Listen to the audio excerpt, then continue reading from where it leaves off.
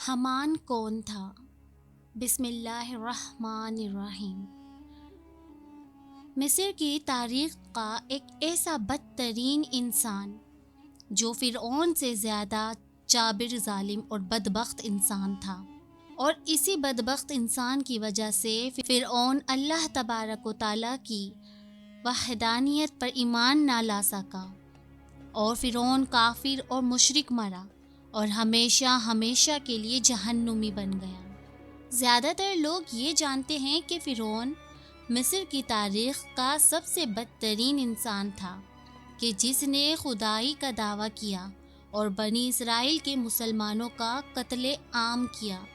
لیکن کیا آپ جانتے ہیں کہ فرعون کے خدائی کا دعویٰ کرنے میں اور مسلمانوں کا قتل عام کرنے میں اور اللہ تعالیٰ کی وحدانیت پر ایمان لانے اور فرعون کو کافر و مشرک اور جہنمی بنانے میں سب سے بڑا کردار اس انسان کا تھا جس کا ذکر آج ہم کرنے والے ہیں۔ اسی انسان کا ذکر اللہ تعالیٰ نے قرآن پاک میں بھی کیا ہے۔ آج کی ویڈیو میں ہم آپ کو بتائیں گے کہ فرعون کا سب سے خاص دوست اور فرعون کا سب سے خاص وزیر حمان کون تھا، اور فرعون اور حمان کی ملاقات کیسے ہوئی، اور حمان نے فرعون کے ہاتھوں بنی اسرائیل کی مسلمانوں پر کیسے کیسے ظلم و ستم کروائے، اور بالآخر حمان فرعون کو کیسے لے ڈوبا، اور کیسے فرعون اس کی وجہ سے کافر و مشرک مرا اور ہمیشہ ہمیشہ کے لیے جہنمی بن گیا۔ پیارے دوستو، ان تمام سوالات کے جوابات قرآن و حدیث کی روشنی میں آج کی اس ویڈیو میں آپ کو بتائیں گے۔ اللہ تعالیٰ نے قرآن پاک کے 6 مقامات پر فرعون کے وزیر حمان کا ذکر فرمایا ہے۔ حمان کے بارے میں مفسرین لکھتے ہیں کہ حمان مصر کے وزیر کا ایک لقب ہوا کرتا تھا۔ جو کوئی بھی بادشاہ مصر کا وزیر مقرر ہوتا اس کو حمان کہا جاتا تھا، جیسا کہ مصر کے تمام تر بادشاہوں کو فرعون کہا جاتا تھا۔ اسی طرح انہی بادشاہوں کے وزیروں کو حمان کہا جاتا تھا، اور بعض روایات میں آتا ہے کہ حمان اس مخصوص شخص کا نام ہے جو فرعون کا وزیر تھا اور جس کا ذکر اللہ تعالیٰ نے قرآن پاک میں فرمایا ہے۔ ہاں، حمان مصر میں رہنے والا ایک عام باشندہ تھا۔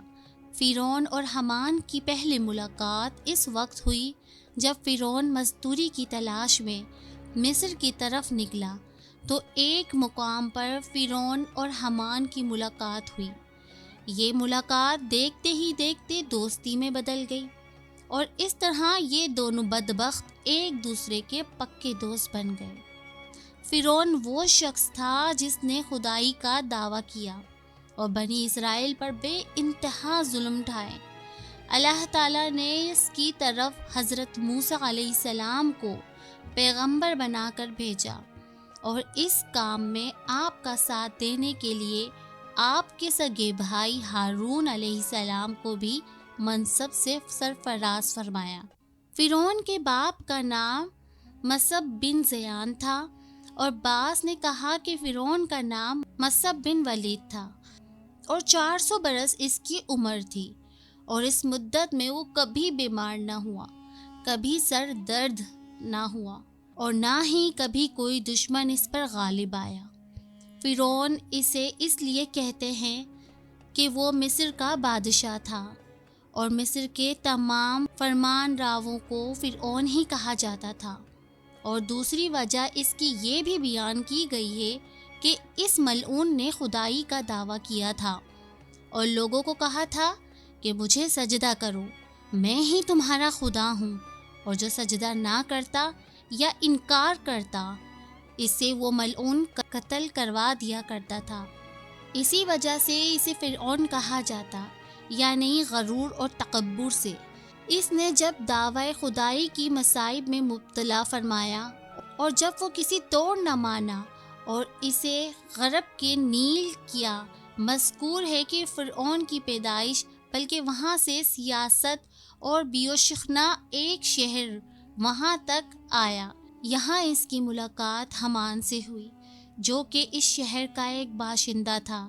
اس نے فرعون سے اس کے متعلق پوچھا کہ تم کون ہو اور کہاں سے آئے ہو اور آگے کدھر کا ارادہ ہے۔ تو تب فرعون نے اسے اپنا نام اور مقام بتایا اور کہا میں شوق سیاحت میں نکلا ہوں۔ تب حامان بولا کہ میں تمہارے ساتھ چلوں گا اور سیر کروں گا۔ چنانچہ دونوں معلوم وہاں سے اکٹھے چلے اور مصر میں پہنچے۔ تب خربوزوں کا موسم تھا، چنانچہ بھوک کی وجہ سے دونوں ایک کھیت میں پہنچے اور خربوزوں والے سے کھانے کا سوال کیا۔ تب خربوزے والے یعنی کھیت کے مالک نے کہا میں تمہیں ایک شرط میں کھانے کو دوں گا، اگر تم میرے خربوزوں کو شہر لے جا کر بیچ آؤ تو بدلے میں تمہیں کھانے کو کچھ بطور اجرت دے دوں گا۔ چنانچہ فرعون نے حامان کو وہیں چھوڑا اور خود گدھوں پر خربوزوں سے بھرے بورے لاد کر شہر کی طرف چل دیا۔ جب وہ شہر کے دروازے پر پہنچا تو دروازے پر کھڑے پہرے دار نے روک لیا اور پوچھا کہ ان بوروں میں کیا ہے؟ چنانچہ پہرے داروں نے کہا ان میں سے کچھ خربوزے یہاں رکھ دو اور جاؤ۔ فرعون نے کہا یہ میرے مالک کے ہیں، اس نے مجھے بیچنے کے واسطے دیے ہیں اور میں اس کا غلام ہوں، سو میں اس کی اجازت کے کسی کو مفت میں نہیں دے سکتا۔ اہلداروں نے کہا اگر ایسا نہ کرو گے تو تم ہرگز شہر میں داخل ہونے کی اجازت نہ پاؤ گے۔ لہٰذا جب فرعون نے کوئی دوسری راہ نہ پائی تو ان میں سے چند خربوزے پہرے داروں کو بطور رشوت عطا کیے اور شہر میں داخل ہوا۔ شہر میں بھی صورتحال کچھ ایسی ہی دیکھی۔ شہر کے اندر جانے پر اسے بازار میں گشت پر مامور سپاہیوں نے روکا اور اس کے مال کے بابت دریافت کیا۔ فرعون کے بتانے پر ان لوگوں نے بھی ویسا ہی کیا جیسے دروازے پر مامور پہرے داروں نے کیا۔ پھر جو مال بچا اسے بیچنے کے لیے وہ مناسب جگہ کی تلاش کرنے لگا، لیکن کوئی دکاندار اسے اپنی دکان کے سامنے اپنا مال لگانے کی اجازت نہ دیتا۔ چنانچہ یہاں بھی کچھ خربوزے دیے اور ایک دکان کے آگے اپنا مال بیچنے کو بیٹھ گیا۔ دکانداروں نے اسے کہا کہ یہاں لوگ زریعتی سے بھی پھل سبزی اور ترکاری وغیرہ خریدتے ہیں اور کچھ نقد بھی نہیں رکھتے، یعنی اگر کسی کے پاس ایک چیز یا جنس ہے تو وہ اس میں سے جتنی مقدار تمہیں دے گا بدلے میں تم سے اتنی ہی مقدار میں تمہارا مال یا جنس خریدے گا اور اس پر کوئی نقدی باقی نہ رہے گی۔ یعنی اگر تمہارا مال قیمت میں زیادہ ہو تب بھی ہمارے شہر کا دستور ہے۔ الغرض فرعون نے سارے خربوزے مختلف اجزاء اور اجناس کے بدلے میں بیچے اور شہر سے واپس چلا گیا اور کھیتوں کے مالک کو جو کچھ کمایا تھا اور اس کے گدھے کو اس کے حوالے کیا اور کہا مجھے یہ کام پسند نہیں آیا، اور واپس شہر کی طرف چل پڑا اور شاہ مصر کے سامنے ایک غرض پیش کی اور کہا کہ میں غریب الوطن ہوں، لہٰذا مجھے اپنے شہر میں رہنے کی اجازت دی جائے۔ اور بعضوں نے کہا کہ جب اس نے شہر میں یہ صورتحال دیکھی تو واپس جانے کے بجائے شہر میں ہی رک گیا اور ایک قبرستان میں قیام کیا۔ اسے وہاں رہ کے ابھی چند ہی دن ہوئے تھے، کچھ لوگ قبر نکالنے آ گئے۔ فرعون نے ان سے کہا کہ اگر تم یہاں پر قبر نکالنا چاہتے ہو تو اس کے لیے سونے کا ایک سکہ مجھے دینا ہوگا، تب قبر نکالنے کی اجازت دوں گا۔ فرعون کی اس بات پر لوگ حیران ہوئے اور کہا ایسے کیسے ممکن ہے کہ ابھی چند دن پہلے تو ایسا کچھ نہیں تھا۔ فرعون نے کہا اب ایسا ہی ہوگا، میں اس قبرستان کا دروغہ ہوں، بس اب بنا میری اجازت کے تم یہاں قبر نہیں نکال سکتے اور نہ ہی مردہ دفن کر سکتے ہو جب تک کہ مجھے سونے کا ایک سکہ بطور خراج ادا نہ کرو گے۔ تب چاروں ناچار ان لوگوں نے ایک سکہ سونے کا فرعون کو دیا۔ بعد اس کے یہ سب چل نکلا۔ فرعون اسی قبرستان میں رہتا اور ہر آنے والی میت کو دفنانے اور قبر نکالنے کے لیے ایک سونے کا سکہ وصول کرتا، اور بعض نے کہا ہے کہ وہ مرنے والے کی حیثیت کے مطابق رقم وصول کیا کرتا۔ مذکور ہے کہ ایک بار شہر میں کوئی وبا پھیلی جس سے بہت زیادہ لوگوں کی موت ہوئی، اور اسی طرح فرعون کے پاس سارا مال اکٹھا ہو گیا۔ ناظرین، روایت ہے کہ ایک بار شہر کا وزیر مر گیا۔ جب درباری اسے دفنانے کے واسطے لے گئے تو فرعون نے پوچھا کون مرا ہے؟ تب ان لوگوں نے بتایا شہر کا وزیر۔ فرعون نے جب ان سے رقم کا مطالبہ کیا تو وہ لوگ بڑے حیران ہوئے اور کہا کہ یہ کیسا قانون ہے؟ فرعون نے کہا میں اس قبرستان کا دروغہ ہوں اور ایک عرصے سے یہیں پر ہوں، اور یہ خراج میں سب سے وصول کرتا ہوں۔ چنانچہ شہر کے لوگوں نے اس کی بات کی تائید کی اور کہا کہ ایسا ہی ہے، یہ تو کافی عرصے سے یہیں پر رہتا ہے اور ہر آنے والی میت کو دفنانے پر اور قبر نکالنے کے لیے خراج وصول پاتا ہے۔ الغرض جب درباریوں نے یہ معاملہ دیکھا تو فرعون کو پکڑ کر شاہ مصر کے پاس لے گئے اور ساری تفصیل سے آگاہ کیا۔ جب شاہ مصر نے فرعون سے پوچھا یہ سب کیا معاملہ ہے، تمہیں اس کام پر کس نے رکھا؟ تب فرعون نے اول تا آخر اپنے شہر میں آنے اور شہر کے حالات کے بارے میں تفصیل بیان کی، اور بات اس کی نہایت ادب سے کہا کہ جب شہر کے یہ حالات دیکھے تو مجھے لگا کہ اس شہر میں کوئی قانون نہیں، جس کے پاس جس قدر طاقت اور اختیار ہے وہ اتنا ہی لوگوں کو لوٹ رہا ہے۔ میں غریب الوطن اور نہایت غریب آدمی تھا، میری قوت بازار میں بیٹھنے کی نہ تھی، اس لیے میں قبرستان میں بیٹھ گیا اور لوگوں سے خراج وصولنے لگا۔ نہ کسی نے میرے اس کام پر کوئی احتجاج کیا، نہ ہی کوئی شکایت کی، اور جو حالات شہر کے تھے اس میں لوگ شکایت لے کر کہاں جاتے؟ اس میں بھی شکایت درج کرنے والوں کو بھی انہیں کچھ نہ کچھ دینا پڑتا، اس لیے لوگوں نے کم دے لینا مناسب خیال کیا۔ چنانچہ بادشاہ نے پوچھا کہ تم اس شہر کے حالات کو بہتر بنا سکتے ہو اگر تمہیں اس کا اختیار دیا جائے؟ تو فرعون نے اس بات کی حامی بھر لی اور کہا اگر ایسا ہو جائے کہ مجھے صاحب اختیار بنا دیا جائے تو میں شہر مصر کو ان سارے فتنوں سے صاف کر دوں گا۔ الغرض شاہ مصر نے فرعون کو مرنے والے وزیر کی جگہ پر مامور کیا اور تمام اختیار شہر کے فرعون کو دے دیے۔ چنانچہ فرعون نے مصر کا وزیر مقرر ہوتے ہی عوام کو اپنے شہر میں بلوا لیا اور اپنا ساتھی مقرر کیا۔ وزیر مقرر ہوتے ہی حامان کو اپنے شہر میں بلوا لیا اور اسے اپنا ساتھی مقرر کیا۔ بات اس کے جو خراج شاہی سپاہی اور دربار وغیرہ دکانداروں اور تاجروں اور عام رعایا سے وہ سوچتے تھے، اس کے بعد اس نے اعلان کیا کہ کسی بھی شخص کو کوئی بھی شکایت ہو تو وہ میرے دربار میں حاضر ہو سکتا ہے۔ ہر شخص کی فریاد بلا تفریق سنی جائے گی اور اسے انصاف دلایا جائے گا۔ فرعون کے اس فیصلے سے شہر کے دکاندار، تاجر اور عام رعایا بہت خوش ہوئی کہ انصافی خراج اور رشوت دینے سے اب انہیں اپنے مال پر فائدہ ہوتا نظر آنے لگا۔ اس لیے لوگوں کے دلوں میں فرعون کے لیے عزت اور احترام اور محبت پیدا ہو گئی۔ فرعون نے حامان سے کہا کہ میں چاہتا ہوں کہ اہل مصر مجھ سے محبت کرے اور میری عزت لوگوں کی نظر میں اور زیادہ بڑھے، اور شہر کے لوگ مجھے نعوذ باللہ درجے میں خدا کے برابر سمجھے، اور میں خدائی کا دعویٰ کروں گا اور سب لوگ مجھے پورے عمل والا جانیں گے۔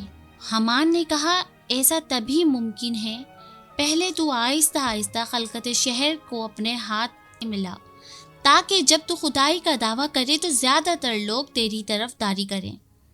تب فرعون ملعون نے کہا کہ اس کی کیا تدبیر ہو سکتی ہے، کیونکہ شہر کے سب لوگ ابھی تک یوسف بن یعقوب علیہ السلام کے دین پر مستحکم ہیں، میں کس طرح انہیں اپنی طرف لا سکتا ہوں؟ چنانچہ حامان نے کہا کہ مصر کے بادشاہ کے پاس جائیں۔ مصر کے بادشاہ کے پاس گئے اور فرعون نے کہا کہ رعایا پر 1 سال کا ٹھیکہ جو ان سے ان کے مال پر وصول کیا جاتا ہے معاف کر دیا جائے، اور وہ سارا جتنا 1 سال کا بنے گا وہ میں اپنی طرف سے شاہی خزانے میں جمع کروانے کو تیار ہوں۔ بادشاہ فرعون کے حکمت و دانائی سے اور اموار وزارت سے بڑا خوش ہوا، لہٰذا اس نے کہا میں نہیں چاہتا کہ تمہارا نقصان ہو اور میرا نفع ہو، چنانچہ 1 سال کا ٹیکس تمہاری طرف سے رعایا پر معاف کر دیتا ہوں۔ فرعون نے کہا میں نہیں چاہتا کہ شاہی خزانے میں کوئی کمی ہو، لہٰذا اس سال کا ٹیکس رعایا کی طرف سے شاہی خزانے میں خرچ کروا دوں گا۔ بس بادشاہ کم عقل اور نافہم تھا، فرعون کے خاطر 1 سال کا خزانہ رعایتوں سے نہ لیا اور کہا جو تمہارا دل چاہے ویسا کرو۔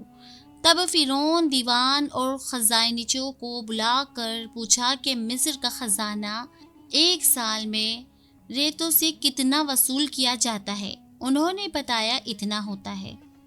بس فرعون نے اتنا روپیہ حامان کے ہاتھ شاہی خزانے میں اپنی طرف سے جمع کروا دیا۔ آج اس کے سارے شہر میں منادی کرا دی، اس سال کا ٹیکس یہ تم پر ہماری طرف سے معاف کیا اور ہم نے اپنی طرف سے اتنا خزانہ بادشاہ کی سرکار میں شاہی خزانے میں جمع کروا دیا، علاوہ اس کے 2 برس مزید کا خزانہ یعنی ٹیکس معاف کرنے کی اپیل بھی سرکار عالی میں پیش کی ہے، تو وہ بھی قبول ہوئی، یعنی تم سے کسی بھی قسم کا کوئی ٹیکس وصول نہ کیا جائے گا۔ اور جب یہ منادی سنی تو مصر کے تمام لوگوں میں بہت زیادہ خوشی ہوئی اور غریب و غربا جتنے بھی تھے سبھی نے فرعون کی ترقی اور خوشحالی کے واسطے دعا مانگی اور خدا کا شکر بجا لائے، اور اس طرح فرعون کی نیکی اور فراغ دل کے چرچے ہونے لگے اور رعایا کی نظر میں اس کی عزت و قدر اور مزید بڑھ گئی۔ بس 3 برس تک کا ٹیکس معاف ہونے کی وجہ سے مصر کی رعایا کو فراغت ہوئی۔ بعد کچھ عرصے کے بادشاہ مصر مر گیا اور کوئی والی وارث اس کا نہ تھا جو تخت پر بیٹھ سکتا اور امواری سلطنت کو سنبھالتا۔ پس بادشاہ کو دفنانے کے بعد 3 روز تک تعزیت کی اور 4تھے روز تمام شہر کے لوگ، قاضی، مفتی، عالم، فاضل، غریب، غربان، چھوٹے بڑے سب بادشاہی دربار میں حاضر ہوئے اور اس بات پر غور و فکر کرنے لگے کہ اب شاہی تخت پر کس کو بٹھایا جائے، کیونکہ بنا بادشاہ کے ایسے ہی تھا جیسے کہ بنا سر کے۔ اب لوگوں نے فرعون کی نیکی دیکھی تھی کہ 3 برس کا خزانہ معاف کیا تھا، وہ سارا 3 برس کا خزانہ اپنی طرف سے شاہی خزانے میں داخل کیا تھا اور علاوہ اس کے وہ سارے ٹیکس بھی معاف کیے تھے، اس لیے سب اس پر خوش تھے اور اسے اپنا خیر خواہ چاہتے تھے۔ بس یہ خیر خواہی دیکھ کر سبھی نے اس بات پر اتفاق کیا اور اس مردود کو تخت پر جا بٹھایا۔ جب یہ معلوم مصر کا بادشاہ ہوا تو اس نے حامان کو اپنا وزیر منتخب کیا، چونکہ اس کی تدبیر اور مشورے سے ہی فرعون تخت شاہی تک پہنچا تھا۔ اور حامان سے کہا بس اب ایک ایسی کوئی تدبیر کرنی چاہیے کہ خلائق مجھ کو خدا کہے اور میں محبوب بن جاؤں اور میری پرستش کریں اور مجھے سجدہ کریں۔ حامان ملعون نے یہ صلاح دی کہ سب سے پہلے ملک مصر میں یہ حکم جاری کرنا چاہیے کہ جتنے بھی علماء کرام ہیں ہماری حکومت میں کوئی تعلیم نہ دینے پائے۔ تب آہستہ آہستہ لوگ اپنے دین سے دور اور بے خبر ہوتے جائیں گے اور جو آئندہ لڑکے پیدا ہوں گے سب بے علم اور جاہل ہوں گے۔ اس طرح آہستہ آہستہ سب اپنے دین سے بے خبر ہوں گے اور کوئی علم ان کو دین کا نہ ہوگا۔ بس حامان کے کہنے پر فرعون نے سارے ملک میں حکم جاری کروا دیا کہ اب سے ہمارے ملک میں کوئی عالم فاضل دین کی تعلیم نہ دینے پائے اور نہ ہی کوئی اور تعلیم۔ تمام درس و تدریس بند کروانے کا حکم جاری کیا اور جو کوئی تعلیم سکھاتا یا سیکھتا دکھا اسے قتل کر دیا جائے گا۔ بس اس طرح سارے ملک میں تعلیم کا باب موقوف کروا دیا گیا، چنانچہ اس خوف سے سب نے لکھنا پڑھنا چھوڑ دیا اور علماء میں سے جنہوں نے اس بات سے انکار کیا انہیں اس ملعون نے قتل کروا دیا۔ نتیجہ یہ ہوا تھوڑی ہی مدت میں تمام لوگ جاہل بن گئے اور دین مذہب سے کوسوں دور ہو گئے اور اپنے خدا کو بھلا کر مثل جانور ہو گئے۔ مصر میں تب دو قومیں آباد تھی، ایک قوم قبطی اور دوسری قوم بنی اسرائیل۔ قبطی قوم وہ قدیم مصری تھے جو حضرت یوسف علیہ السلام سے پہلے ہی مصر میں آباد تھے، اور بنی اسرائیل حضرت یعقوب علیہ السلام کی اولاد میں سے تھے۔ چنانچہ حضرت یعقوب کا ایک لقب اسرائیل بھی تھا، اسی نسبت سے آپ کی اولاد کو بنی اسرائیل کہا جاتا تھا۔ لہٰذا جب لوگ مکمل طور پر جاہل ہو گئے تو حامان نے فرعون کو مشورہ دیا کہ لوگوں کو بت پرستی کی طرف بلاؤ۔ چنانچہ فرعون ملعون نے لوگوں کو بت پرستی پر لگا دیا۔ تب قبطی قوم تو بت پرستی پر مائل ہو گئی اور فرعون کی باتوں پر عمل کرنے لگی، لیکن بنی اسرائیل کی قوم چونکہ اندر سے ابھی بھی حضرت یوسف علیہ السلام کے دین پر قائم تھی، سو انہوں نے بت پرستی سے صاف انکار کر دیا۔ بس فرعون ملعون ان پر زیادتی کرتا اور قبطی قوم کو خوب نوازتا اور قوم بنی اسرائیل کو ان کے خادموں میں رکھتا اور تمام نیچ کام بنی اسرائیل کے ذمہ کر دیے، ان پر ظلم ڈھاتا۔ اسی طرح عرصہ 20 برس کا گزرا اور بعد اس کے لعین نے لوگوں کو پکارا اور کہا، میں تمہارا رب ہوں یا نہیں؟ ان سب بتوں میں سب سے بڑا خدا میں ہوں، مجھے سجدہ کرو اور معبود جانو اور میری پرستش کرو، اور جو لوگ ایسا کریں گے اسے نوازا جائے گا، اور جو انکار کرے گا اس کے ساتھ برا سلوک کیا جائے گا۔ بس قوم قبطی نے فرعون کو پوجنا اختیار کیا اور اس طرح 40 برس کا برسہ گزر گیا، اور بعد اس کے تمام بتوں کو توڑ ڈالا اور کہا، اب سے میں تمہارا رب ہوں اور میری پرستش کرو۔ قوم قبطی تھی جو فرعون کو پوجنے اور سجدہ کرنے والے تھے۔ فرعون انہی پر خوب نوازش کرتا اور بنی اسرائیل کو تکلیف دیتا، ان سے خدمت کرواتا اور ان کی ہر وقت تذلیل کرتا، اور جن کاموں کو حقیر سمجھتا، مثلاً محنت سمجھتا اور بار اٹھانا، لکڑی چیرنا، چنا دلنا، گھاس کاٹنا، جھاڑو کشی کرنا، ان سب کاموں پر مقرر کیا تھا۔ کچھ لوگوں کو شہروں میں بھیج کر شہر والوں کی خدمت کرواتا۔ ایک عورت جن کا نام آسیہ تھا، وہ اپنے حسن و خوبی، آداب و فضائل اور اعلیٰ اخلاق کی وجہ سے جانی جاتی تھیں، جنہیں فرعون نے اپنے نکاح میں رکھا تھا، مگر وہ اپنے دین میں مضبوط تھی اور کوئی کام خلاف شریعت نہ کرتی۔ ناظرین، آپ کو یہاں بتاتے چلیں کہ حضور صلی اللہ تعالیٰ علیہ وآلہ وسلم نے 5 عورتوں کی پاکی اور بزرگی بیان کی ہے۔ ایک حضرت موسیٰ علیہ السلام کی ماں، دوسرا مریم بنت عمران اور حضرت خدیجہ الکبریٰ بنت خویلد رضی اللہ تعالیٰ عنہا، حضور اکرم صلی اللہ تعالیٰ علیہ وآلہ وسلم کی زوج ہے۔ آپ صلی اللہ تعالیٰ علیہ وآلہ وسلم کی بیٹی حضرت فاطمہ الزہرا بنت محمد صلی اللہ تعالیٰ علیہ وآلہ وسلم اور حضرت بی بی آسیہ رضی اللہ تعالیٰ عنہا، یہ سب صالحہ تھی۔ الغرض قوم بنی اسرائیل ایک مدت تک فرعون کے عذاب میں اور اس کی قوم کی خدمت گزاری میں گرفتار رہے۔ زن و مرد اس قوم کی خدمت گزاری اور بار برادری میں رہتے اور صبر کرتے، پھر بھی اپنے دین کے خلاف نہ چلتے اور شب روز اللہ کی یاد اور استغفار میں مصروف رہتے اور خدا کی عبادت کرتے۔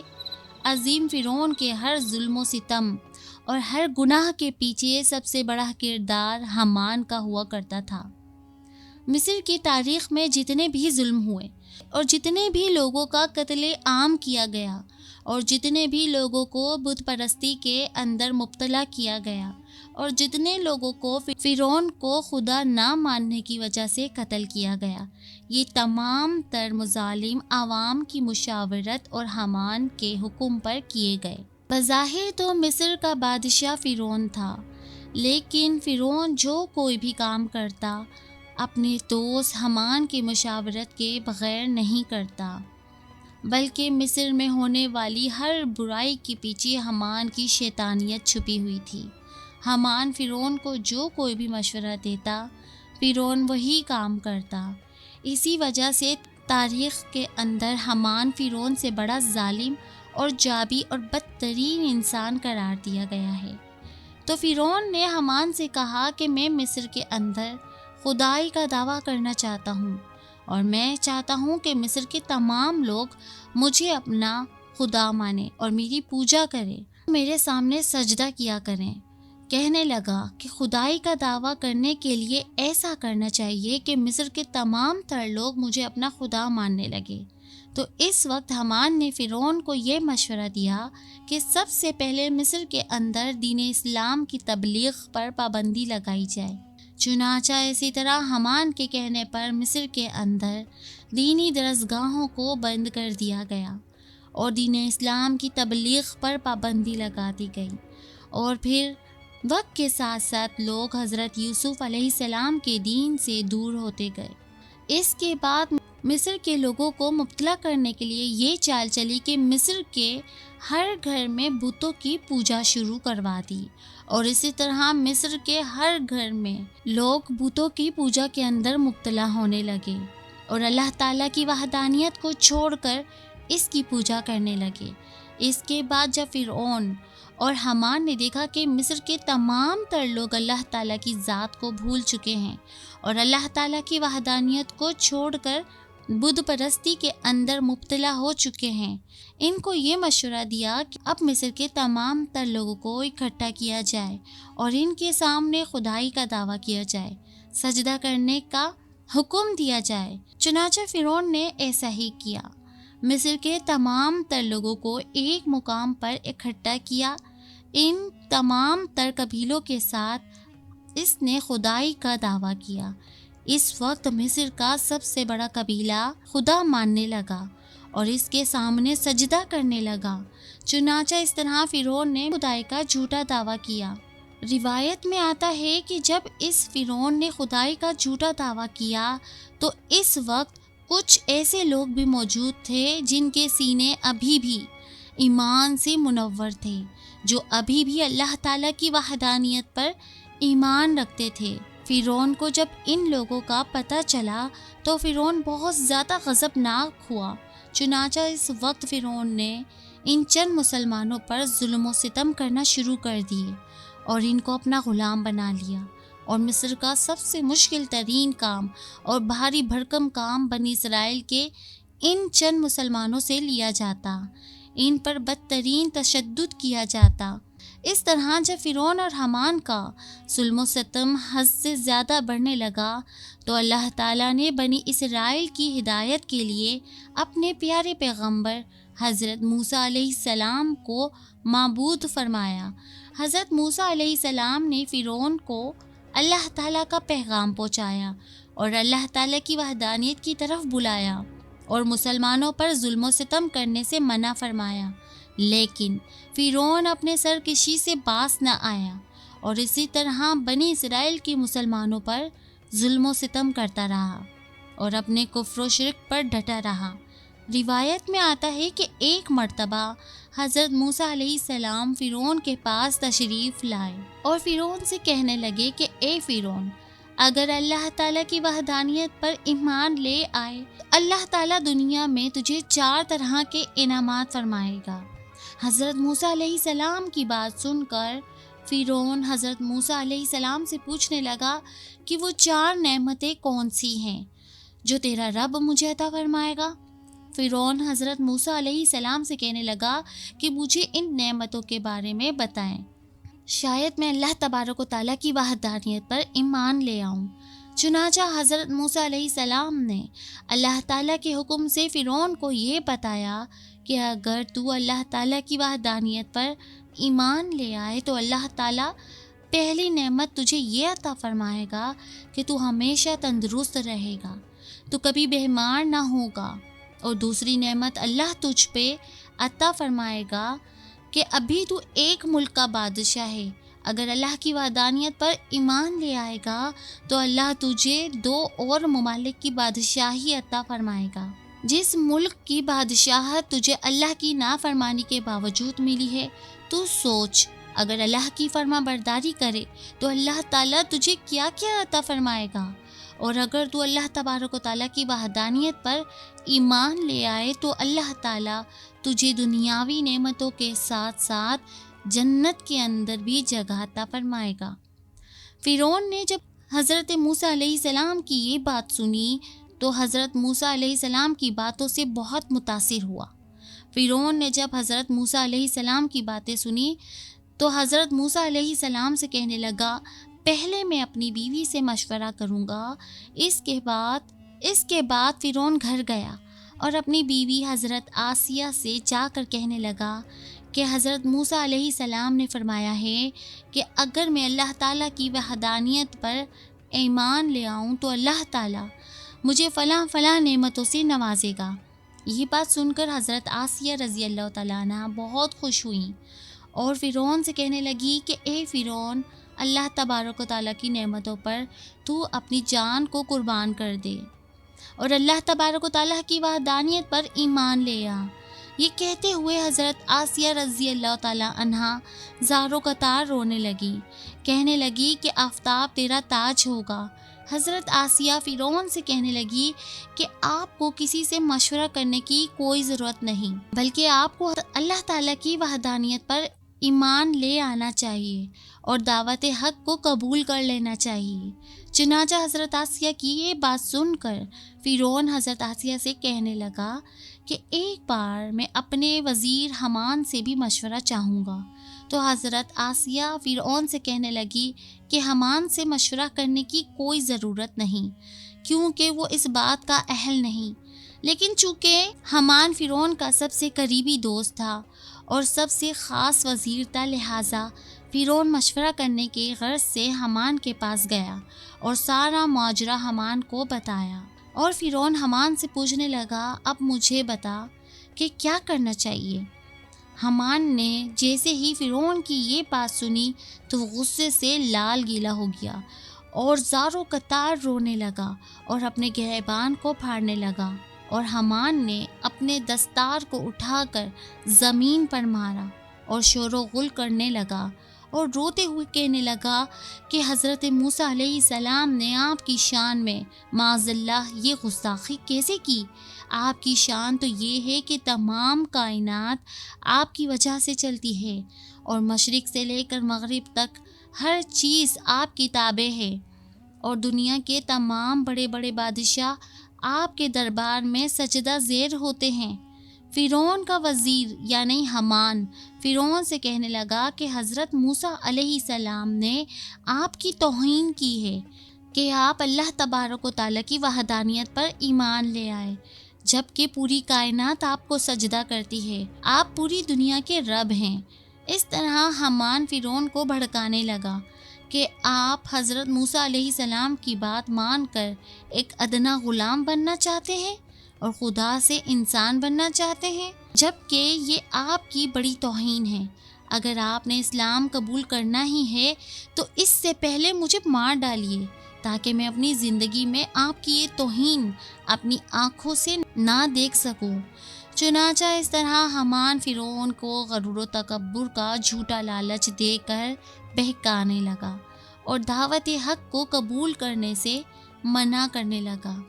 چنانچہ فرعون نے جب حامان کی یہ بات سنی تو فرعون غرور اور تکبر میں آ گیا اور غرور و تکبر میں آ کر خود کو خدا سمجھنے لگا اور دعوت حق قبول کرنے سے انکار کر دیا۔ اور اس طرح فرعون نے حامان کی باتوں میں آ کر دعوت حق کو قبول کرنے سے انکار کر دیا اور اللہ تبارک و تعالیٰ کی وحدانیت کا انکار کر دیا۔ اس طرح فرعون حامان کی وجہ سے ہمیشہ کے لیے اللہ کی وحدانیت پر ایمان نہ لایا اور کئی بار اللہ تبارک و تعالیٰ کے عذاب کو دیکھنے کے باوجود بھی دعوت حق کو نہ قبول کیا۔ تو اللہ تعالیٰ نے فرعون پر اپنا عذاب نازل کرنے کا ارادہ فرمایا اور فرعون کو غرق کرنے کا ارادہ فرمایا۔ اللہ تبارک و تعالیٰ نے حضرت موسیٰ علیہ السلام کی طرف وحی نازل فرمائی کہ وہ اپنی قوم بنی اسرائیل کو لے کر مصر سے روانہ ہو جائے۔ اللہ تبارک و تعالیٰ فرعون پر اپنا عذاب نازل فرمانے والا ہے۔ چنانچہ حضرت موسیٰ علیہ السلام قوم بنی اسرائیل کو لے کر روانہ ہو گئے۔ فرعون کو جب اس بات کا پتہ چلا کہ حضرت موسیٰ علیہ السلام تمام تر مسلمانوں کو لے کر مصر چھوڑ کر جا رہے ہیں، تو فرعون نے ایک بہت بڑا لشکر تیار کیا اور حضرت موسیٰ علیہ السلام کا پیچھا کرنے لگا۔ اور فرعون نے اپنے لشکر کو یہ حکم دیا کہ حضرت موسیٰ علیہ السلام کے ساتھ جتنے بھی مسلمان ہیں ان میں سے کوئی بھی زندہ نہ بچنا چاہیے اور معاذ اللہ سب کو قتل کر دینا۔ چنانچہ ادھر جب حضرت موسیٰ علیہ السلام دریائے نیل کے کنارے پر پہنچے، پیچھے سے فرعون بھی اپنا لشکر لے کر پہنچ گیا۔ حضرت موسیٰ علیہ السلام کی قوم حضرت موسیٰ علیہ السلام سے کہنے لگی کہ آج ہمیں فرعون سے کوئی نہیں بچا سکتا۔ اس وقت حضرت موسیٰ علیہ السلام نے اپنی قوم کو تسلی دی اور فرمایا کہ اللہ تبارک و تعالی ہمارے ساتھ ہیں۔ اس وقت اللہ تبارک و تعالی نے حضرت موسیٰ علیہ السلام کو اپنا عصا مبارک مارنے کا حکم دیا۔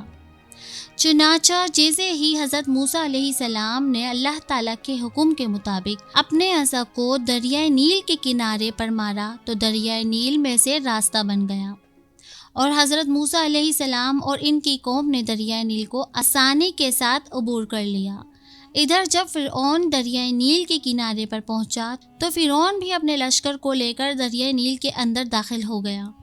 جب فرعون کا لشکر دریائے نیل کے بالکل درمیان میں پہنچا تو اللہ تبارک و تعالیٰ نے دریائے نیل کو مل جانے کا حکم دیا۔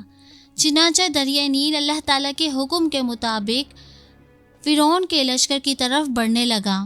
فرعون نے جب یہ منظر دیکھا اور اپنے آنکھوں کے سامنے اپنی موت کو آتے ہوئے دیکھا تو فرعون بلند آواز سے چلایا اور کہنے لگا کہ میں حضرت موسیٰ علیہ السلام کے خدا پر ایمان لایا اور میں اس خدا پر ایمان لایا جس خدا پر میری قوم بنی اسرائیل ایمان لے کر آئی۔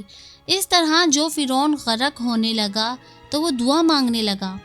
اس وقت حضرت جبرائیل علیہ السلام نے مٹی کو اٹھایا اور فرعون کے منہ میں ڈال دیا تاکہ وہ اللہ کی بارگاہ میں دعا کو نہ مانگ سکے، اور فرعون اس وقت اللہ تعالیٰ کی وحدانیت پر ایمان لانا چاہتا تھا، لیکن اس وقت اس کا ایمان لانا قابل قبول نہ تھا کیونکہ اللہ تعالیٰ کا عذاب اس پر نازل ہو چکا تھا اور اس پر توبہ کا دروازہ بند ہو چکا تھا۔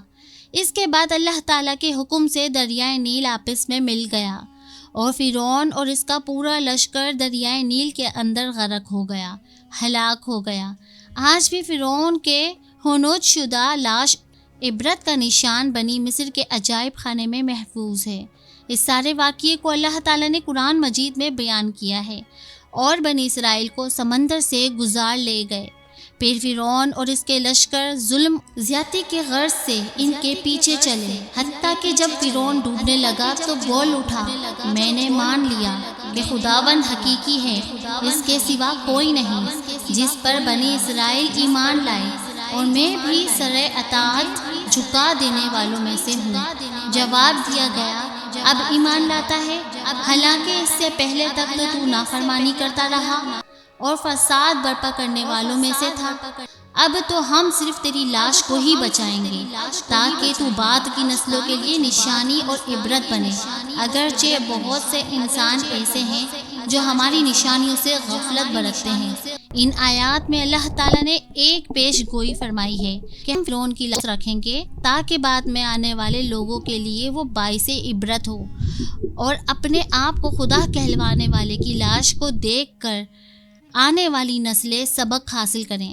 چنانچہ اللہ تعالیٰ کا فرمان سچ ثابت ہوا اور اس کا ممی شدہ جسم 1898 میں دریائے نیل کے قریب تبزیہ کے مقام پر شاہوں کی وادی سے آورید نے دریافت کیا تھا، جس سے اس کو قاہرہ منتقل کر دیا گیا۔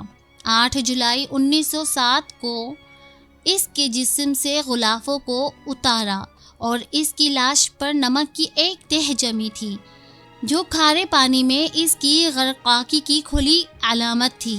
اہلیت اس سمت نے اس عمل کا تفصیلی تذکرہ اس کے جسم کے جائزے کا حال اپنی کتاب شاہی ممیاں جو 1912 میں درج کیا، اس وقت یہ ممیاں محفوظ رکھنے کے لیے تسلی بخش حالت میں تھی، حالانکہ اس کے کئی حصے شکستہ ہو گئے تھے۔ اس وقت سے ممی قاہرہ کے عجائب گھر میں سیاحوں کے لیے سجی ہوئی ہے، اور اس کا سر اور گردن کھلے ہیں اور باقی جسم کو ایک کپڑے میں چھپا کر رکھا ہوا ہے۔ محمد احمد دعوت الرسل میں لکھتے ہیں کہ اس کی لاش کی ناک کے سامنے کا حصہ ندارد ہے، جیسے کسی حیوان نے کھا لیا ہو۔ غالباً سمندری مچھلی نے اس پر منہ مارا تھا۔ پھر اس کی لاش الہی فیصلے کے مطابق کنارے پر پھینک دی گئی تاکہ دنیا کے لیے عبرت ہو۔ ناظرین، قوم فرعون پر نازل کیے گئے یہ عذاب امت مسلمہ کے لیے نہ صرف باعث عبرت ہے بلکہ غور و فکر کی دعوت بھی دیتے ہیں۔ 58 مسلم ممالک اور 2.5 ارب مسلمان جس ضبو عالی اور تنزیلی کا شکار ہیں وہ اللہ کی ناراضگی کی وجہ سے ہے۔ ہم نمازیں پڑھتے ہیں، حج و عمرہ ادا کرتے ہیں، زکوٰۃ دیتے ہیں اور قرآن پڑھتے ہیں، لیکن سود کو برا نہیں سمجھتے۔ رشوت لینا اور دینا مجبوری سمجھا جاتا ہے۔ جھوٹ بولنا، دھوکہ دینا معمولی بات سمجھی جاتی ہے۔ ناپ تول میں کمی اور بے ایمانی ہیر پھیر کاروبار کا حصہ ہے، اور امر بالمعروف اور نہی عن المنکر ترقی کی راہ میں رکاوٹ سمجھے جاتے ہیں۔ اگر یہ سب اعمال ہی ہماری کامیابی و کامرانی کا پیمانہ ہے تو پھر غلاظت کے اس ڈھیر پر بیٹھ کر ہمیں اللہ کی مزید ناراضگی کا انتظار کرنا ہوگا، جو انفرادی عذاب بھی ہو سکتا ہے اور اجتماعی بھی۔ اللہ پاک ہم سب کو ایسے کاموں سے بچائے جو اس کے غضب کو دعوت دینے والے ہیں۔ ناظرین، یہ تھی ہماری آج کی ویڈیو۔ ہم امید کرتے ہیں کہ آپ کو ہماری ویڈیو ضرور پسند آئی ہوگی۔ اگر آپ کو ہماری ویڈیو پسند آئی ہے تو آپ سے گزارش کرتی ہوں کہ آپ ہمارے چینل کو ضرور سبسکرائب کر لیں اور ساتھ ہی لگے بیل آئیکن کو بھی پریس کر لیں تاکہ آپ کے پاس ہماری آنے والی مزید معلوماتی ویڈیوز کا نوٹیفیکیشن بروقت ملتا رہے۔ سبسکرائب کے ساتھ ساتھ ہماری ویڈیو کو لائک بھی کر لیجئے اور اپنی قیمتی رائے کا اظہار کمنٹ سیکشن میں ضرور کیجیے۔ انشاءاللہ زندگی رہی تو اگلی ویڈیو میں پھر ملاقات ہوگی۔ تب تک کے لیے فی امان اللہ۔